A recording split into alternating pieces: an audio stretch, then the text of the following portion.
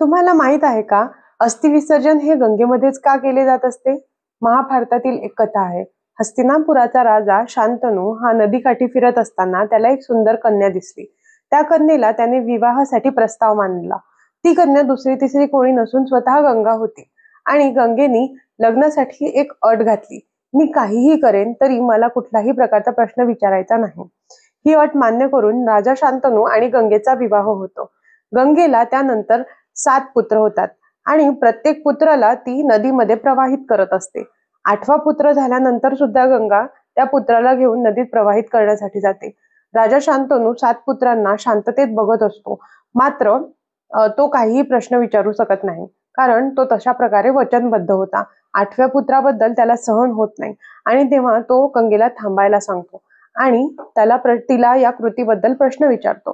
तेव्हा गंगा राजा शांतनूला सांगते, हे 8 पुत्र दुसरे तिसरे कोणी नसून अष्टवसू आहेत आणि ह्यांना वशिष्ठ ऋषींच्या शापामुळे मनुष्य देह धारण करावा लागला. पण यांना जर गंगेत प्रवाहित केल्या गेलं तर ह्यांची मानव देहातून सुटका होईल.